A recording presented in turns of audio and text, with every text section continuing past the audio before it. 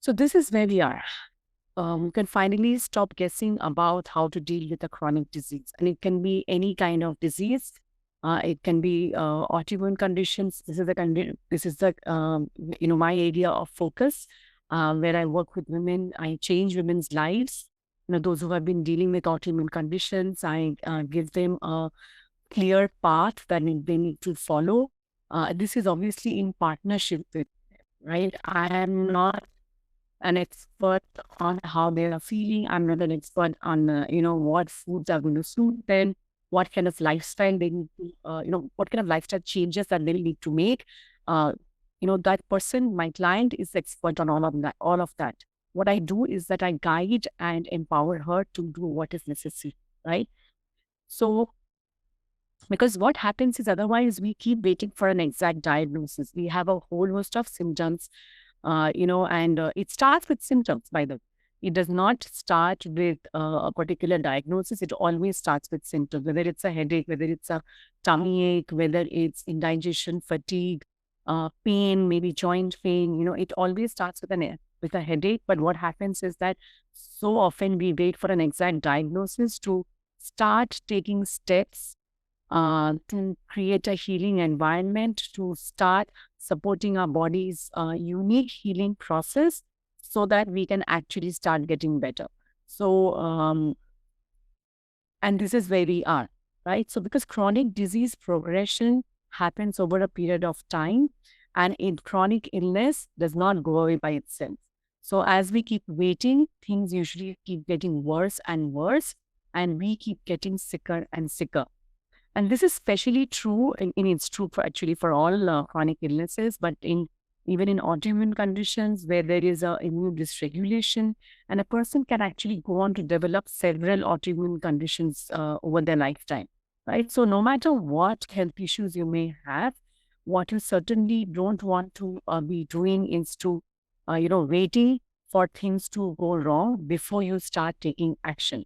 So this is, because this is a complex nature of any kind of chronic illness. So, and what happens is that the diagnosis usually comes with a basket of symptoms that are categorized as one particular disease diagnosis. And then when you have another basket of symptoms that is categorized as another disease diagnosis, right? So that's how, and that what makes it all complicated is that there are so many times overlapping symptoms. Everybody is different, so not all lab markers show up the way they should. And this is what is given in the textbook. So there's so many factors at play here in order to get a proper diagnosis. But it does not have to go down this path for you. Right? You do not have to keep waiting, because if you understand better what is behind, all of this, if you can sort of stop guessing today what you need to do, how you need to put in place a healthy environment, a healing environment, you can start, you can get started with or without a diagnosis. Because otherwise, our modern typical lifestyle leaves little room for error, right? Whether it's a nutrient poor diet, whether it's chronic high stress levels, poor quality or less sleep for that matter, a huge exposure to toxins through air pollution, through the water, through our personal care products, through laundry, so, so all of these are something that all of us are sort of grappling with. Even the fact that we lead sedentary lifestyles, not enough movement, maybe growing risk of infections due to widespread antibiotic use, antibiotic resistance, actually, viral infections. So all of these are at play in the 21st century. While there's so many things which are also good, a lot of the modern conveniences that we are growing up with, that we are taking for granted, there are a lot of these factors which are also at play here. So what is actually practiced as the standard model of medical care everywhere in the world is disease management, right? It's addressing the symptoms of illness and, focusing on coming up with a diagnosis, right? So you have these symptoms, you have lupus as a autoimmune disease. You have these symptoms, you have Hashimoto's in the case of autoimmune diseases, right? So it's completely focused on the coming up with a diagnosis, and obviously that has to be based on symptoms, but it is not geared up to focus on underlying causes of a person's health issue, right? It's not focused on what is at the root of all of this. Like, what's really going on? Why do you have this disease? And as a result, because the focus is only not there, it does not restore function or address the underlying imbalances or maybe the nutrient deficiencies, which are all, contributing to this problem. And of course, the conventional medicine approach, medical approach works brilliantly in acute conditions. So when you need immediate surgery, when you are dealing with an infection, it works brilliantly. It saves lives, but it fails to prevent or reverse chronic health issues, right? So, because chronic disease may not kill us immediately, but they degrade the quality of our life, and then this keeps on increasing over a period of time. And we pay a heavy price. We pay a heavy price in terms of pain, in terms of suffering, in terms of discomfort, in terms of being raw, of doing things that we love with people that we love. Right? It drops of a life well lived. And in the case, particularly if I would to bring it down to autoimmune conditions, this would mean a lifetime of pain, of exhaustion, and very restricted living. Right? So we all pay a heavy price for it. So just by moving from a disease management perspective to a root cause perspective or an approach is immensely powerful in this case. And you can start doing it. You don't have to wait for the expert to tell you how to, or do it. You can start making the changes once you know what is really at play here. And as far as getting started with using a root cause approach, the key is to understand that symptoms are a gift. So when you are experiencing minor irritations or symptoms, then take it as an opportunity to take action, to make a change, right? Your symptoms are a gift. So in functional medicine, which is the stream of medicine that I practice in my health coaching, we, which is a root cause medicine where we look at a person as a whole. We use something called the systems biology approach, where we don't look at discrete organs or body parts, but we look at systems as, as a whole. Whether it's a defense and repair, whether it's a digestion, whether it's a detoxification, because you have several, components at play. And in functional medicine, we say that a headache is a blessing, right? A headache is not to be medicated away. A headache is to be, pay attention to it and figure out why is it that you really have this headache. So a few weeks ago, I had a light headache. I usually don't for a couple of days. Again, completely normal. We have, we have these ups and downs, and the only thing is to pay attention as to what's really going on. And when I sort of actually started paying attention as to why I was having the headache, it was probably a combination of lack of adequate intake of water or hydration for that matter. I didn't get proper sleep that week. I was sleeping a bit late. There was something going on. I can't remember right now what. And for me, sleep is very important for all of us for that matter. And I hadn't got enough sleep. And it was a combination of lack of sleep and, inadequate hydration, right? And once I did that, in a couple of days, I was fine.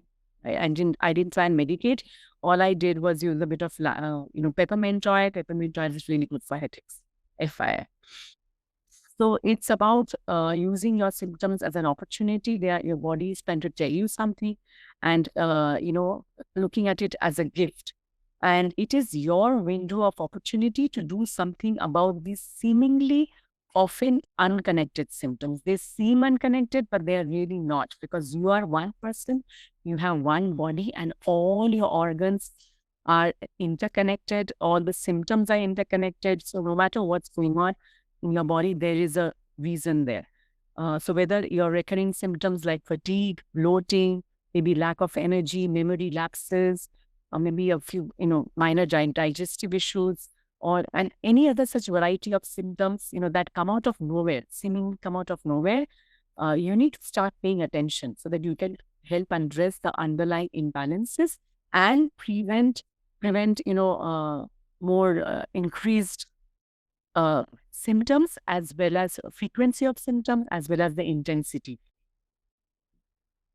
So how do you do that? How do you, stop guessing? How do you start, focusing on your symptoms? You start by creating a healing environment where you prioritize what is going to heal. So again, even with three people being diagnosed with the same disease, you might have different needs, and you will need to figure out what you need to prioritize. So for one person, even with the same diagnosis, that person might need to prioritize sleep because on their sleep is completely out of whack, right? They are not getting enough sleep. They're sleeping at all hours.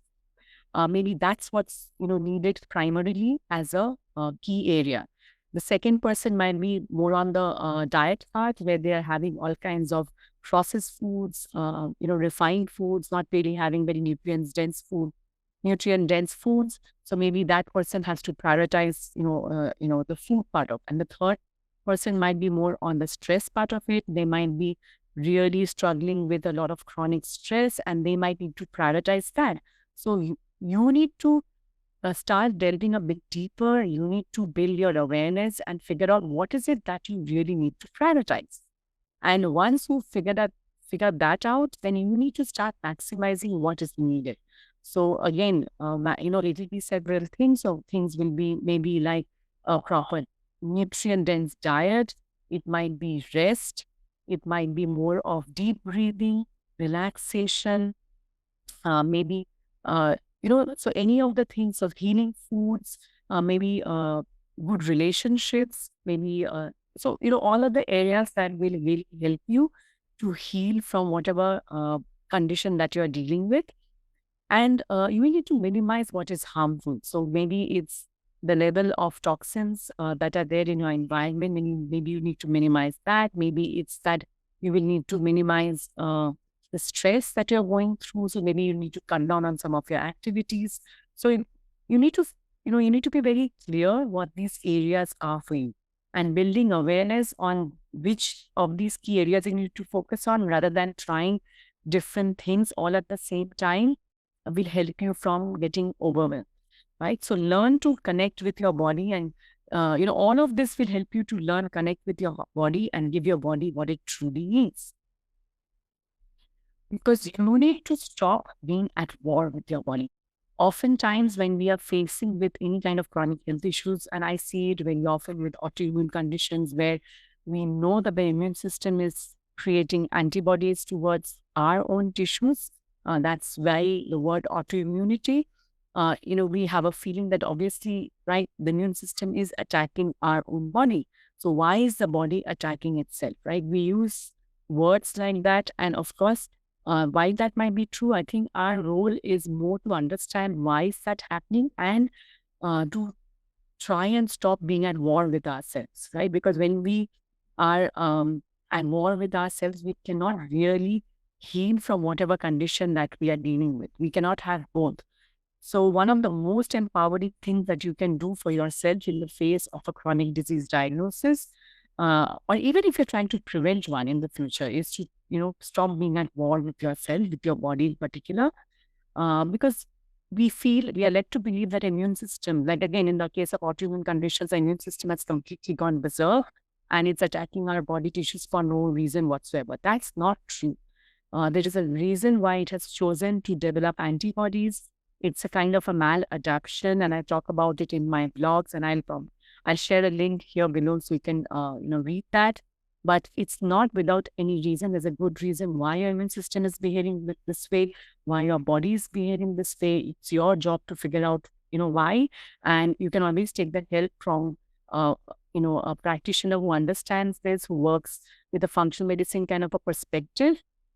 Like I do this all the time with my clients. I give them this insight into what's really going on. So if you would like to connect about that, feel free to reach out to me as well.